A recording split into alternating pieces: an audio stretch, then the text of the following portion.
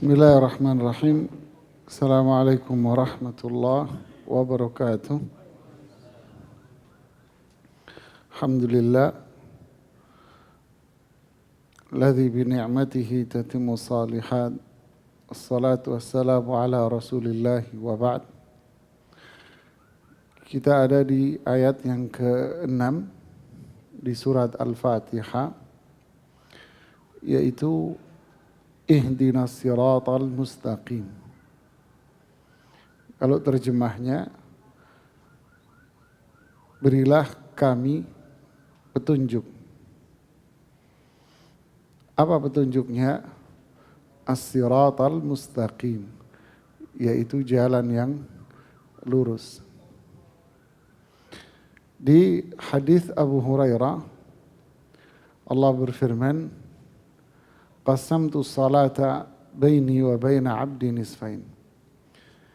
Saya bagi Al-Fatihah ini jadi dua. Allah bagi Al-Fatihah ini jadi dua. Bagian pertama berisi pujian-pujian kepada Allah, yaitu Alhamdulillah sampai Maliki Yaumiddin. Ini isinya pujian-pujian Allah. Pujian-pujian kepada Allah. Kemudian bagian yang kedua adalah ini berkaitan dengan hamba. Jadi yang pertama itu adalah haknya Allah. Yang kedua, bagian kedua adalah ini haknya hamba. Yaitu ihdinas siratal mustaqim. Allah punya hak dipuji. Kemudian yang kedua, hamba juga punya hak, yaitu dipenuhi permintaannya. Nah, inilah yang menarik dari surat Al-Fatihah ini. Dimulai dengan pujian, kemudian dilanjutkan dengan permintaan. Jadi ihdinas siratal mustaqim ini adalah doa, permintaan seorang hamba kepada Allah. Di mana di hadis yang tadi, wali abdi masa'al, maka hambaku akan mendapatkan apa yang dia minta. Jadi doanya ini adalah doa yang mustajab, yang dikabulkan oleh Allah Subhanahu wa ta'ala. Makanya para ulama mengatakan doa yang paling mulia adalah doa yang ada di surat Al-Fatihah. Ihdinas siratal mustaqim. Ini doa yang paling mulia. Karena Allah berjanji untuk mengabulkan doanya. Yang menarik di sini jemaah adalah kenapa doa ini menjadi doa yang paling mulia? Kenapa menjadi doa yang paling afdal untuk dipanjatkan? Dan kenapa Allah Subhanahu wa ta'ala berjanji untuk mengabulkan doa yang seperti ini? Doa ini didahului dengan pujian kepada Allah. Itu rahasianya. Jadi yang pertama, doa ini didahului dengan pujian kepada Allah. Yang kedua, doa ini didahului dengan amal saleh, yaitu iyyaka na'budu wa iyyaka nasta'in. Ini amal saleh, yaitu ibadah kepada Allah dan memohon pertolongan hanya kepada Allah. Ini amal saleh. Berarti hamba ini berdoa didahului dengan pujian dan dia mendahuluinya dengan amal saleh. Nah, ini yang menjadikan doa ini mulia. Makanya surat ini para jemaah secara tidak langsung mengajarkan kepada kita bagaimana caranya, apa kiatnya agar doa yang kita panjatkan setiap hari ini diterima, dikabulkan sama Allah. Inilah caranya. Surat ini mengajarkan kepada kita caranya, cara doa dikabulkan dan mustajab, yaitu didahului dengan pujian-pujian kepada Allah, dan hambanya ini adalah hamba yang beramal soleh. Karena pada ayat yang pertama, alhamdulillah, pujian. Rabbil alamin, pujian. Ar-Rahman, pujian. Rahim, pujian. Maliki yaumiddin, pujian. Di sini menyebutkan Asmaul Husna, yaitu Allah, Rabb, Rahman, Rahim, Malik. 5 Asmaul Husna disebut di sini. Dan ini adalah Asmaul Husna dari Asmaul Husna yang paling mulia. Lalu menyebutkan amal yang tadi itu, iyyaka na'budu wa iyyaka nasta'in. Nah, inilah kiatnya agar doa kita dikabulkan oleh Allah Subhanahu wa taala. Yaitu memuji Allah, dan si yang berdoa ini beramal saleh. Ada beberapa hadis-hadis yang menjelaskan hal ini jamaah. Nanti saya kasih contoh-contoh seperti apa doanya. Hadis yang menyebutkan tentang ini adalah kisah seorang sahabat namanya Fudalah bin Ubaid. Beliau bercerita bahwa Rasulullah SAW mendengar seorang sahabat laki-laki, dia sholat, dia berdoa dalam sholatnya. Dia berdoa, intinya dia berdoa. Rasulullah SAW dengar di si fulan ini berdoa, tetapi dia ketika berdoa itu tidak memuji Allah Subhanahu wa taala.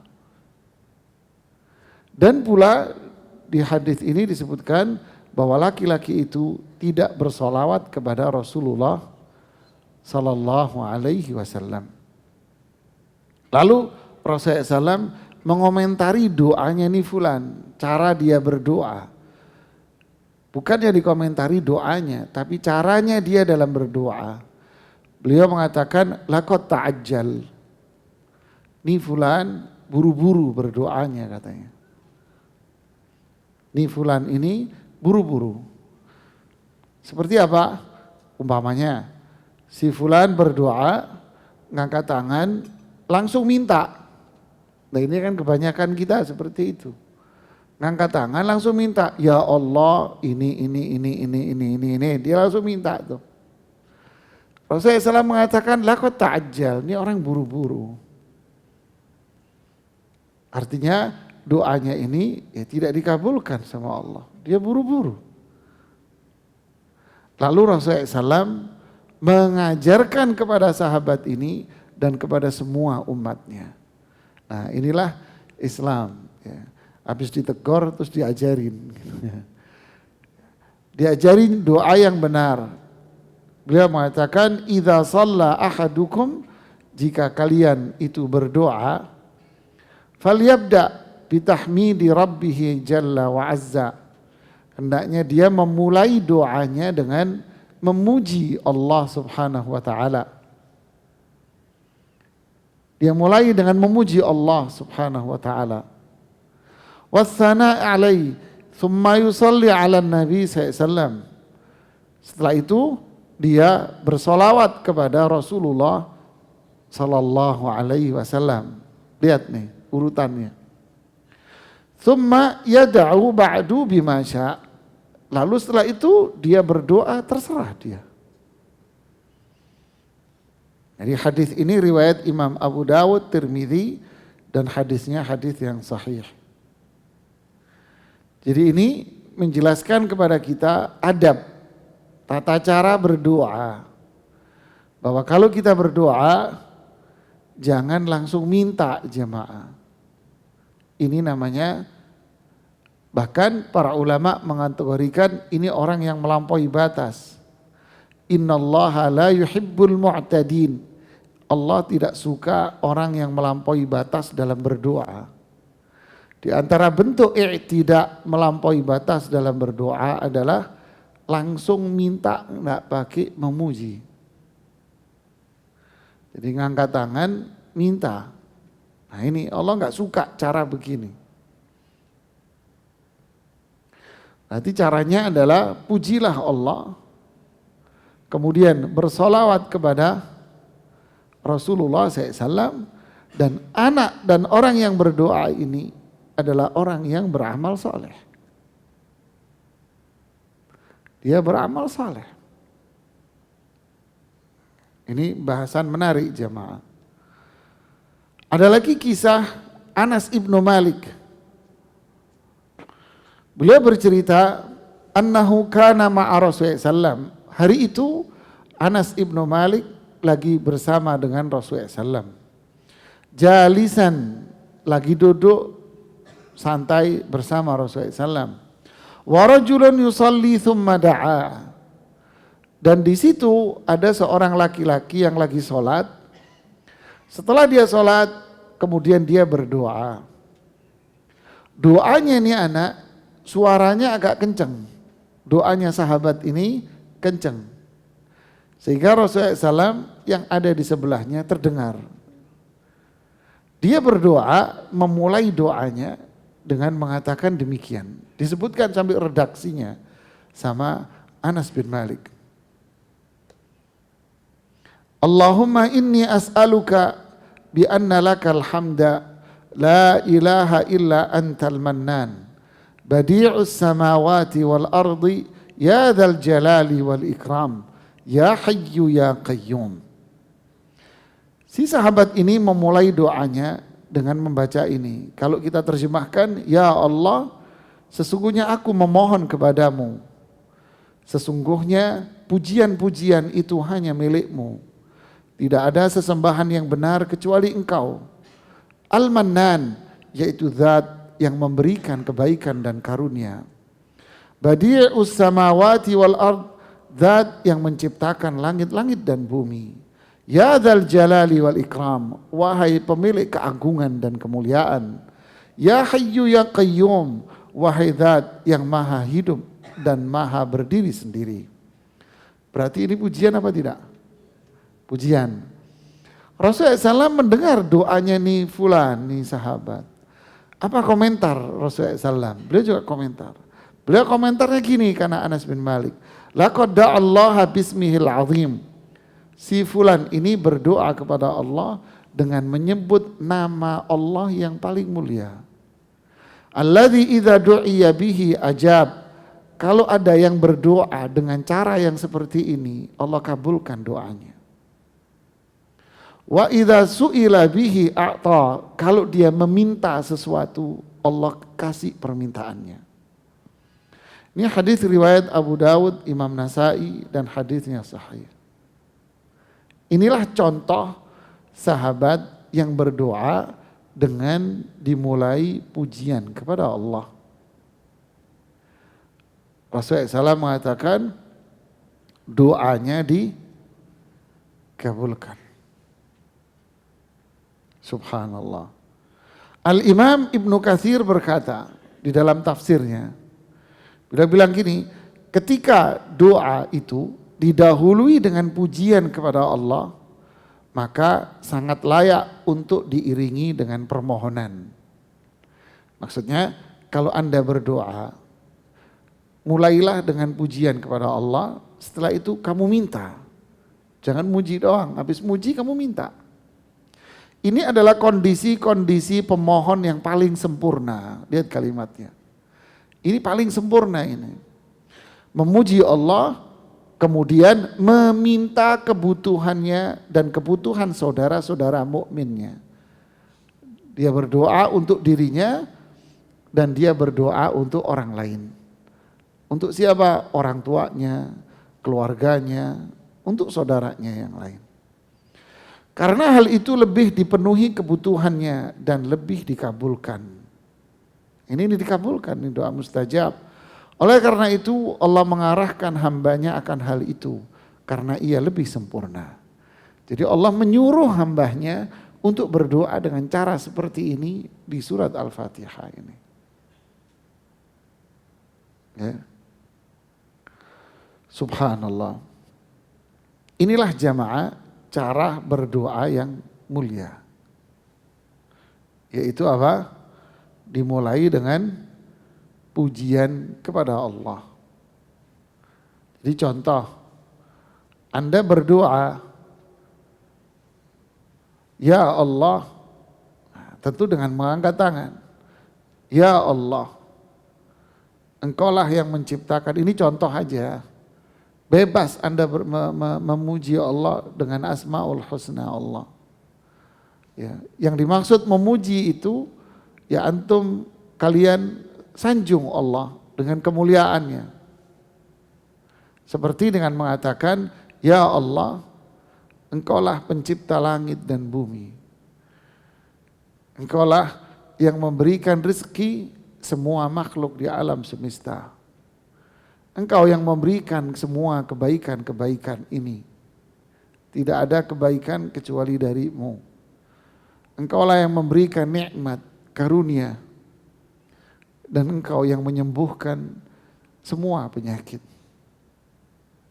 Salawat dan salam kepada Rasulullah SAW, keluarga dan sahabatnya. Sembuhkanlah penyakit si fulan. Nah baru Anda minta. Pahamanya. Ada cerita kisah nyata saya baca di sebuah literasi berita bahasa Arab. Ada seorang laki-laki pulang kerja kecelakaan. Akibat dari kecelakaan ini terjadi kelumpuhan tubuhnya dia. Lumpuh sekujur tubuh. Dirawatlah nih anak, yang si anak muda ini. Dan dia saat itu baru menikah. Dan di saat dia kecelakaan itu istrinya hamil. Dirawat di rumah sakit, bertahun-tahun dia di rumah sakit dalam kondisi lumpuh. Lumpuh dia. Tidak sadarkan diri. Bertahun-tahun dia tidak sadarkan diri nih anak. Ringkas cerita, sampai anaknya ini dewasa. Sampai SD kalau nggak salah usianya. Usia berapa saya nggak tahu, pokoknya SD kira-kira. Nih anak pengen tahu mana ayahku. Baru dikasih tahu ayahmu di rumah sakit sampai sekarang. Ditujukilah, itu ayahmu. Lalu dia bilang, saya pengen bermalam di sini. Nggak boleh. Nih anak tetap ngotot, nangis, akhirnya diizinkan nih anak bermalam di samping ranjang sang ayah. Malam itu nih anak sholat tahajud jemaah. Habis sholat dia membaca Al-Quran. Lihat didului dengan apa? Amal saleh. Dia sholat malam, dia baca Quran. Kemudian dia berdoa. Disebutkan situ redaksi doanya di berita di media itu. Dia bilang di antara redaksi panjang lah dia berdoa. Ada kalimat menarik di situ. Ya Allah, Engkaulah pencipta langit dan bumi. Engkaulah yang menciptakan langit yang tidak ada awalnya menjadi ada. Engkau yang menghidupkan biji-bijian yang sebelumnya mati. Dan Engkau yang menjadikan biji ini mereka terbuka menjadi tanaman-tanaman. Pinter nih anak doanya. Masya Allah. Dan Engkaulah yang menghidupkan tanah-tanah yang tandus menjadi tanah-tanah yang subur. Dan seterusnya dipuji oleh sama nih anak Allah panjang lebar. Lalu baru dia sholawat, kemudian dia berdoa, ya Allah, hidupkan kembali ayahku. Maksudnya hidupkan ini sembuhkan. Sembuhkan ayahku. Tidak ada yang mustahil di hadapanmu. Engkaulah yang berfirman kun fayakun. Berdoa terus panjang malam dia memuji Allah, salawat, berdoa panjang malam. Sampai ini anak ngantuk jemaah. Tidur dia di sajadahnya di bawah. Kemudian tengah malam dia terdengar suara. Kok suara apa ini? Nengok kanan kiri ke atas, dia tidur, gak ada. Kaget dia, bangun dia. Ternyata sang ayah duduk di tempat tidurnya. Duduk sang ayah ini. Bangunnya anak dipeluk. Sang ayah ini teriak, kamu siapa? Kamu perempuan asing, haram, jangan pegang-pegang tubuh saya. Nangis nih anak jemaah. Bangun nih anak, panggil tenaga medis. Datang tenaga medis. Kemudian di salah satu tenaga medis itu ada dokter dari Mesir. Kemudian dia mengucapkan bait-bait syair nih si dokter Mesir ini. Semua menangis yang ada di situ. Ini adalah mukjizat dari Allah katanya. Bahasanya nih dokter Mesir. Artinya inilah karunia Allah.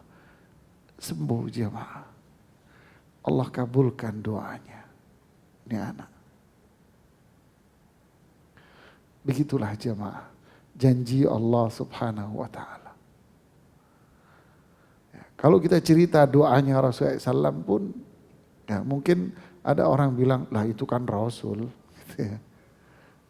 Inilah mereka. Orang-orang yang beriman.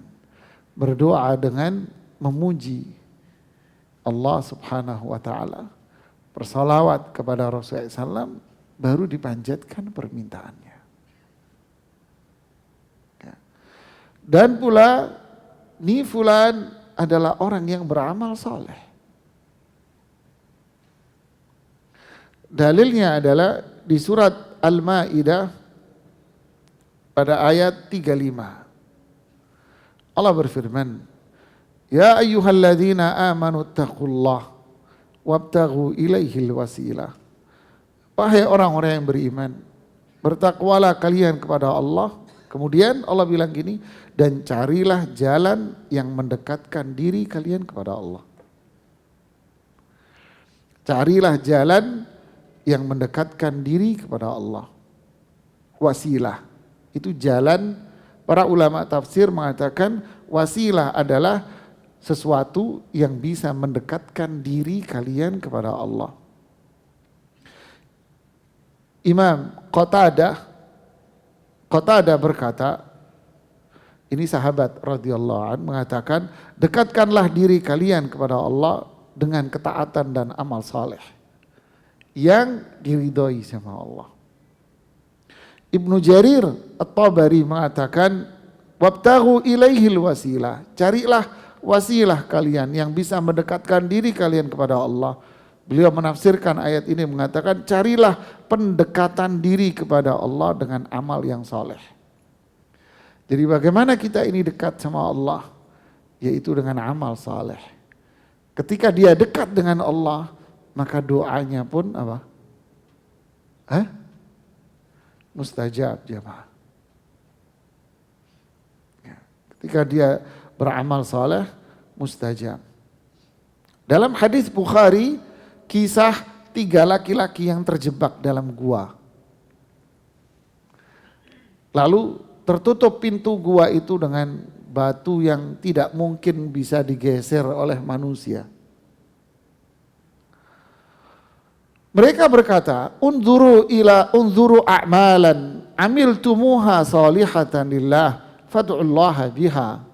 Cobalah masing-masing dari kita bertiga ini dulu pernah beramal soleh apa kita ini? Apa amal soleh yang kita lakukan selama ini? Berdoalah kalian kepada Allah karena kalian sudah beramal soleh itu. Lalu masing-masing berdoa kepada Allah, memuji Allah. Karena saat itu kan bukan zamannya Rasulullah, itu kan zaman Israel. Dia memuji Allah lalu menyebutkan amal soleh dia. Ya Allah, yang satu bilang, saya punya karyawan. Tiba-tiba karyawan ini pergi. sedangkan dia belum mengambil gajinya. Jadi ini doanya kayak cerita gitu jemaah.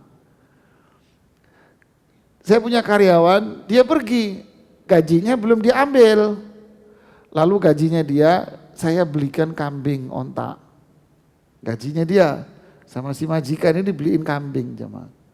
Berjalan waktu cukup lama, nih fulan gak datang-datang. Kambingnya beranak pinak jemaah. Ontanya beranak pinak, gak pernah dijual karena si majikan ngerasa ini bukan punya saya. Beranak pinak. Terus suatu hari setelah sekian lama datanglah si karyawan ini.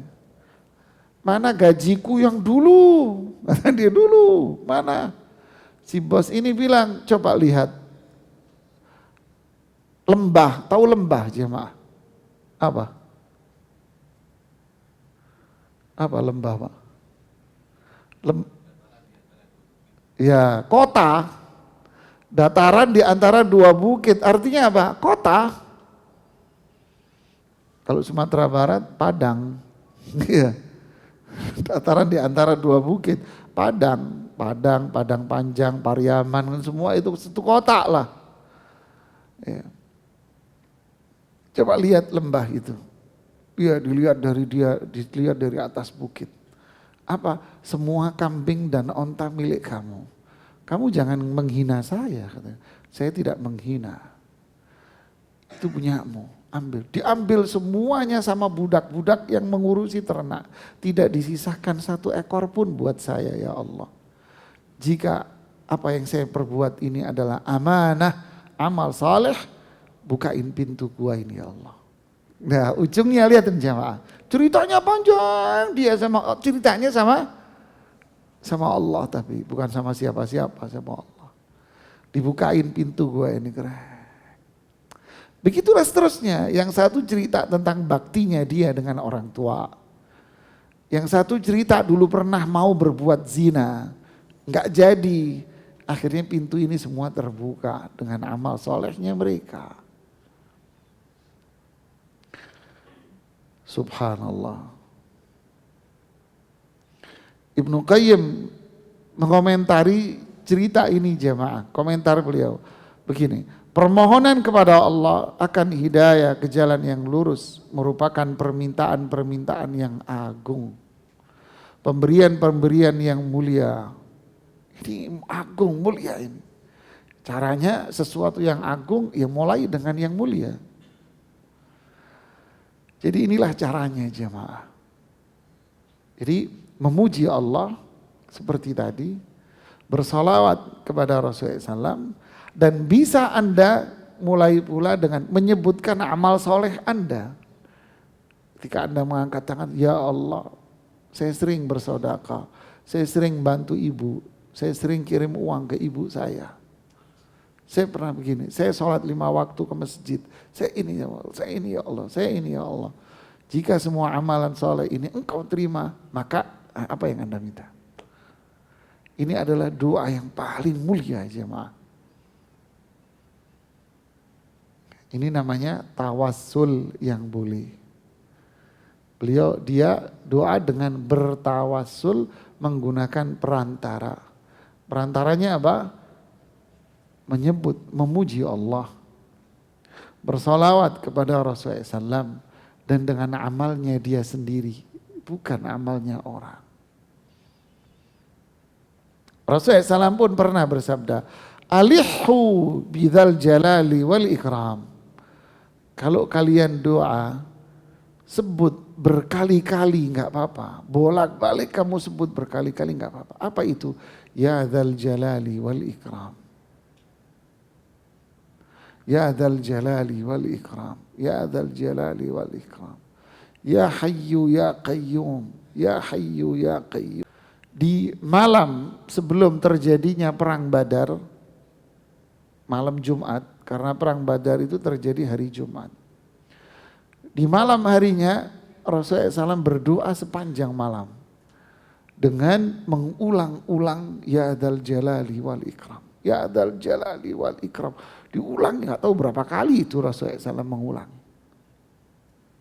Sampai sholat subuh. sampai subuh. Lihatlah jemaah.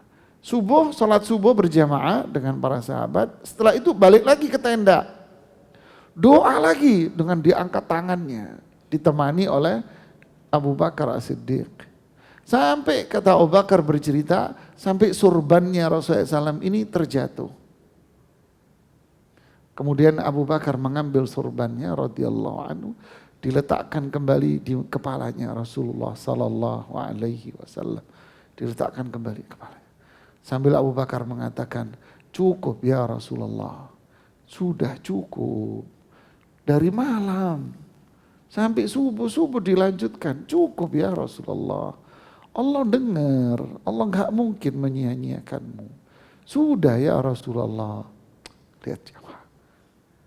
Gak tega Abu Bakar dengan Rasulullah SAW seperti ini. Cukup ya Rasulullah, cukup. Berhenti Rasulullah SAW dari doanya. Lihat Rasulullah SAW dinasehati sama siapa? Abu Bakar. Lihat pelajaran sisi akhlak. Berhenti Rasulullah SAW dari doanya. Baru keluar dari tendanya. Baru dirapikan pasukan perangnya. Pasukan ditata. Kemudian dikasih briefing. Kemudian pasukan maju ke medan pertempuran. Duduk, kemudian Rasulullah baru tersenyum Rasulullah SAW. Jadi semalaman tidak senyum Rasulullah SAW. Baru beliau tersenyum. Wahai Abu Bakar, sudah datang bantuan. Apaan ya Rasulullah? Jibril sudah turun dengan membawa 3.000 pasukan dari malaikat. Itu kudanya Jibril. Rasulullah ngelihat, tapi para sahabat gak bisa ngelihat. Jibril sudah datang dengan menggunakan kudanya. Disebut nama kudanya, lupa saya nama kudanya. Kalau gak salah nama kudanya itu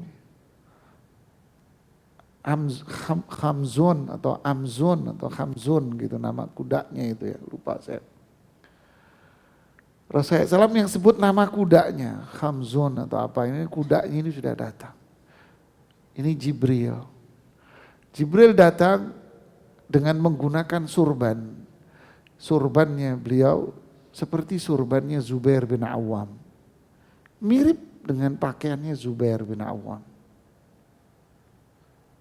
Bajunya putih, surbannya kayak Zubair. Terjadilah pertempuran Badar. Dan disaksikan oleh para musuh. Keberadaan para malaikat ini disaksikan oleh para musuh-musuhnya. Cerita panjang. Artinya jemaah, di saat kesulitan yang begitu berat, karena kalau pertempuran itu kalah, cerita Islam ini selesai. Karena itu pertempuran perdana. Kalau perdana kalah, berarti apa? Ya sudahlah, kelar. Sudah cerita Islam selesai sudah. Ini yang ditakutkan Rasulullah SAW. Sampai Rasulullah SAW dalam doanya itu bilang, ya Allah, intahzim hadhil isabah. Kalau pasukan ini kalah, lam tu'bad abada. Engkau tidak diibadahi selamanya. Doanya Rasulullah begitu. Sallallahu alaihi wasallam. Jadi posisi yang sangat-sangat sulit jemaah. Pelajarannya apa bagi kita? Kalau kita ini mengalami kondisi yang sulit jemaah, berat bagi kita. Ya, jangan mengadu sama manusia. Jangan curhat sama manusia. Jangan. Bangun malam, sholat, lalu minta sama Allah. Yang lama doanya. Ulang-ulangi sampai 1000 kali ibaratnya gak apa-apa. Jangan ngadu sama orang. Kisah Nabi Ya'qub alaihi salatu wassalam. Ketika mengalami konspirasi jahat anak-anaknya terhadap siapa? Yusuf alaihi salatu wassalam. Dibuang. dibuang. Kemudian konspirasi jahat terjadi kedua kalinya terhadap adiknya Yusuf, yaitu Bunyamin. Sama. Apa komentar Ya'qub alaihi salatu wassalam? Innama ashku bathi wa huzni ilallah. Saya hanya mengeluhkan kesedihan saya, kegalauan saya, masalah saya hanya sama Allah saja. Ini pelajaran jamaah. Masalah berat yang kita hadapi. Ya. Jangan mengeluh sama siapapun. Sama istri Anda, jangan. Ngeluh sama istrimu, pepatah Arab bilang, zadatinu ballah. Tanah liat jadi tambah becek. Tanah liat jadi tambah becek semuanya jamaah. Ngeluh sama orang tua, jangan. Apalagi sama teman, bukan becek lagi, banjir jamaah.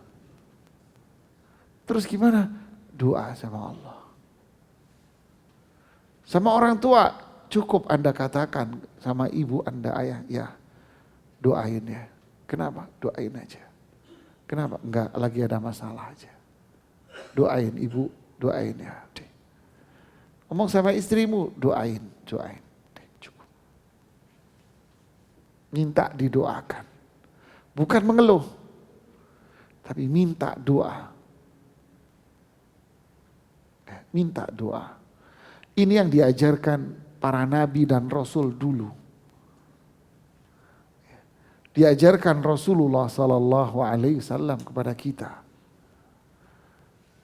Para sahabat pun sama. Masalah-masalah berat yang mereka hadapi. Mereka mengeluh sama Allah dan minta doa, minta pandangan kepada orang yang dianggap pintar, faham, minta pandangan. Jangan curhat sana, curhat sini. Jangan. Lalu berikutnya apa jamaah? Setelah Anda berdoa, setelah Anda minta. Rasulullah SAW mengatakan, Udu'ullah wa antum muqinun bil ijabah. Berdoalah kepada Allah dan Anda yakin doamu pasti dikabulkan sama Allah. Ini Nabi yang bilang. Tapi kita nggak tahu kapan Allah mengabulkan doa kita. Nggak tahu. Kita tak tahu bagaimana Allah mengabulkan doa kita. Caranya gimana Allah mengabulkannya? Nggak tahu. Timingnya nggak tahu. Caranya juga nggak tahu. Tapi saya yakin Allah ngabulin. Allah nggak akan menyanyiakan kita. Terus dia berdoa, terus dia nggak akan berhenti. Bukan, udah santai aja, doa gue dikabulin kok. Lu jangan. Ini sih kelewatan kalau itu. Ya terus saja berdoa yakin. Jangan terucap kata-kata, saya sih sudah berdoa ya. Tapi apa iya Allah ngabulin doa saya? Jangan. Jangan jemaah. Dan jangan pula mengatakan, ya Allah kabulkan permintaanku jika engkau berkehendak. Jangan, tidak boleh. Dengan menyebutkan kata insya Allah dalam berdoa, tidak boleh. Itu sering. Insya Allah dikabulkan. Oh enggak boleh itu. La taqul Allahumma gfirli in syi'it. Ya Allah ampuni dosaku jika engkau berkehendak. Tidak boleh. Tidak boleh Anda mengatakan, ya Allah ini jika engkau berkehendak. Insya Allah tidak boleh. Berarti Anda tidak percaya. Tapi kalau kita berbuat janji sama orang, nanti ini ya insya Allah. Ya, tapi kalau doa jangan pakai insya Allah. Nah inilah para jamaah adab-adab yang diajarkan dari surat Al-Fatihah. Dan saya tambahkan dari hadis-hadis yang lainnya. Jadi ini adalah doa yang mulia. Ihdinas siratal mustaqim. Didahului dengan iyyaka na'budu, iyyaka nasta'in. Amal saleh.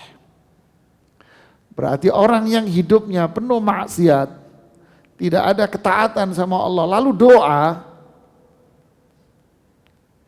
dikabulkan? Nah, makanya tobat.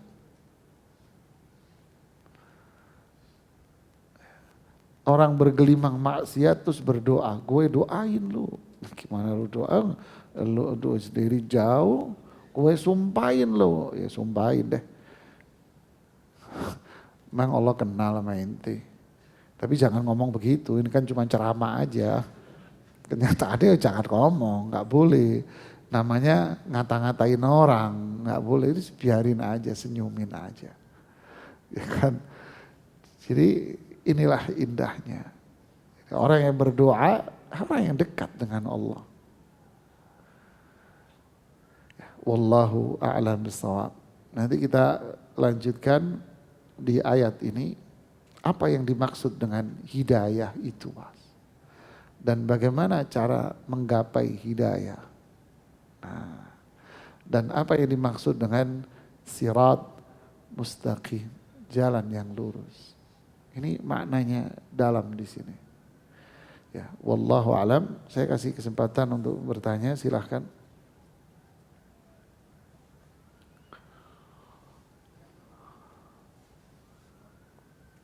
Silakan, tafadhal. Assalamualaikum warahmatullahi. Walaupun bahasa Indonesia aku kurang, tapi aku mau sampaikan sesuatu. Tafadhal. Silakan. Waktu Ustaz bilang terkait kisah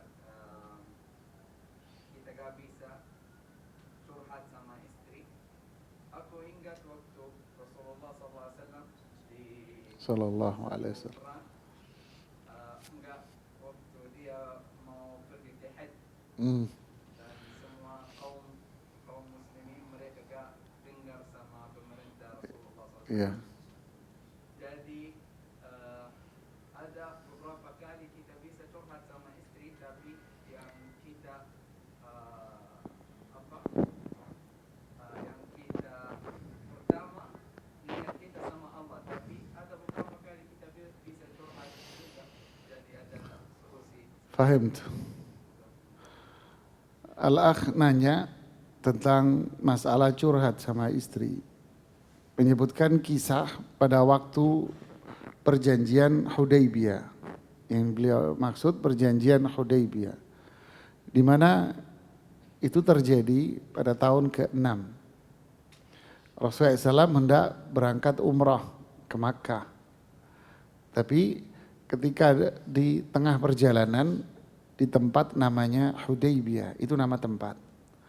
Di sana terdengar berita bahwa kota Makkah ditutup, dikepung oleh orang-orang Quraisy, melarang Rasulullah SAW untuk berumrah.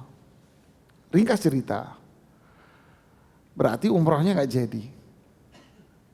Kan gitu kan? Umrahnya batal.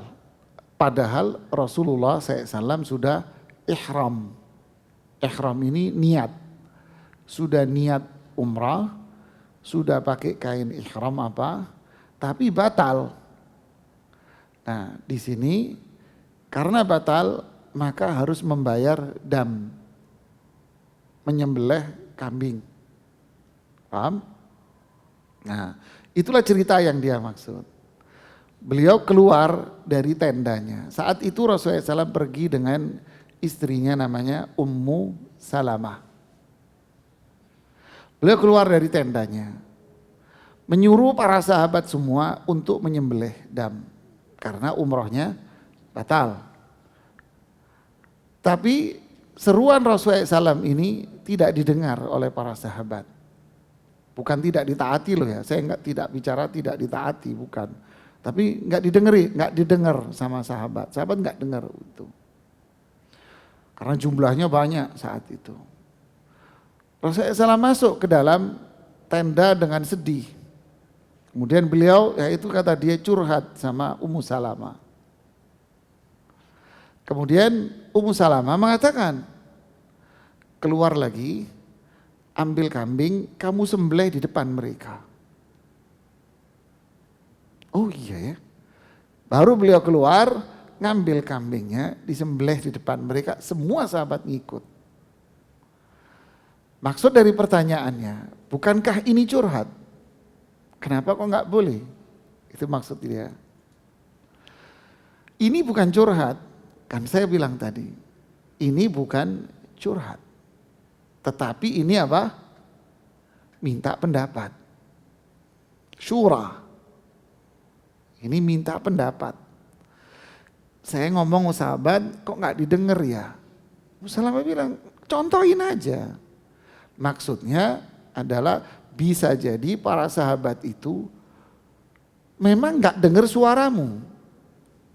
Karena mereka disibukkan dengan kondisi yang berita yang panas. Saat itu beritanya panas. Mau pergi dilarang, kemudian pasukan orang-orang musyrik menyiapkan pasukan perang untuk membentengi kota mereka, dikepung sama mereka, ditutup. Jadi beritanya panas suasananya. Ummu Salamah paham, cerdas beliau. Ini bukan nggak taat, nggak dengar, sibuk dengan yang lain. Contohin. Nah, ini konteksnya adalah konteks apa? Minta pendapat. Nah, yang dimaksud di sini adalah problem. Anda ada problem mau ngeluh, meminta, keluhan dalam artian apa? Minta. Contoh, kayak perang Badar. Ini pasukan banyak, musyrik 1000, pasukan Rasulullah SAW 300. Loh kalau ngobrol sama sahabat, gimana ini, kita ini 300, mereka 1000, gimana ya? Kira-kira yang terjadi apa jemaah? Tambah apa? Tambah down. Tambah ketakutan, berat. Rasulullah SAW nggak ngajak bicara mereka di sisi sini. Disinilah berdoa. Ketika Rasulullah SAW masuk ke lembah Badar, muncullah Sa'ad ibnu Mu'ad. Nah ini baru minta pendapat. Ya Rasulullah, kenapa engkau harus berada di samping mata air? Apakah ini wahyu dari Allah? Atau ini sabdamu? Atau ini hanya siasat perang saja? Kalau ini wahyu, saya tidak mau bicara. Ketaatan. Tapi kalau ini siasat perang, saya boleh ngasih pendapat. Sopan, hebat nih. Rasulullah bilang apa? Tidak, ini bukan wahyu, ini siasat perang. Oh siasat perang, saya boleh ngasih pendapat. Silakan. Dalam kondisi perang apa siasat-siasatnya? Dikasihlah siasat perang. Apa? Kamu bikin tenda yang gede dan sebagainya. Lalu Rasul mengatakan ide yang hebat kamu. Ini minta pendapat. Perang Khandaq, tak kasih contoh bedanya antara problem dengan minta pendapat. Ya kan? Madinah diserang oleh pasukan sekutu. Ini panjang ini kalau saya cerita acara jamaah.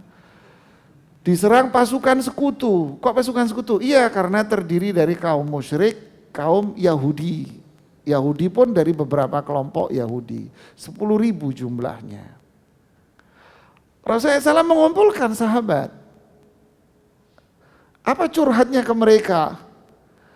Kira-kira siasat apa yang kita lakukan? Jadi yang didiskusikan apanya? Caranya, punya ide enggak untuk menghadapi mereka? Tapi kalau ini adalah beban, berat. Kalau kalah gimana? Nanti gimana? Kan jadi beban mental berat.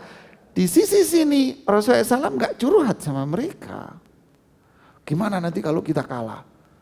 Waduh, terus nanti kalau enggak. Rasulullah enggak ngajak bicara itu. Itu bukan ranah mereka. Minta ranah sama siapa? Di sini ya minta sama Allah. Tapi kalau strategi perang, obrol. Punya strategi enggak kalian?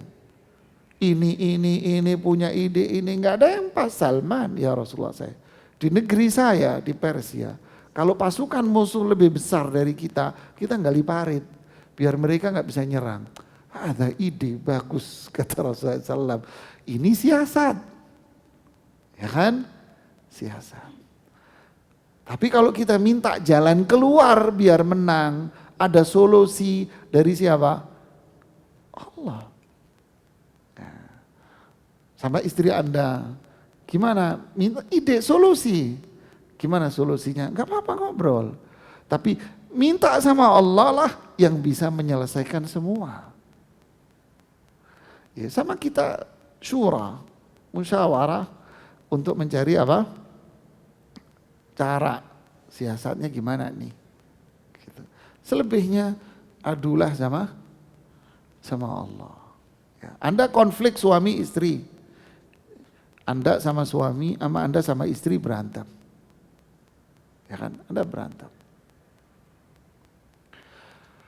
Anda mengadukan konflik ini biar reda, biar terjadi keharmonisan lagi. Sama siapa? Sama Allah. Jangan ngomong sama sefulan, ngomong sama sana, ngomong sama orang tuamu. Orang tuamu pasti bela kamu.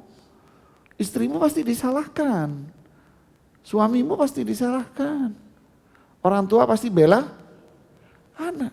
Doa minta sama Allah. Lalu bagaimana caranya? Apa yang harus saya perbuat biar konflik ini reda? Paham ya? Apa yang harus saya perbuat? Nanya sama ustadz. Jangan sama temen. Dia nggak ngerti. Ustadz, saya ada masalah. Istri saya begini. Saya begini. Apa yang harus saya lakukan, ustadz? Kamu begini aja. Sama kan dengan perang tadi kan? Ini strategi perang, ini caranya begini. Anda mau usaha, ngobrol sama istri saya mau bikin usaha begini. Punya ide nggak gimana caranya? Faham, bisa dibedakan? Wah kata, Allah ibarik fik. Ada lagi yang mau bertanya? Cukup ya. Ini yang bisa saya sampaikan, semoga bermanfaat. Subhanakallah wa bihamdik. Asyhadu an la ilaha illa anta astaghfiruka wa atubu ilaik. Assalamualaikum warahmatullahi wabarakatuh.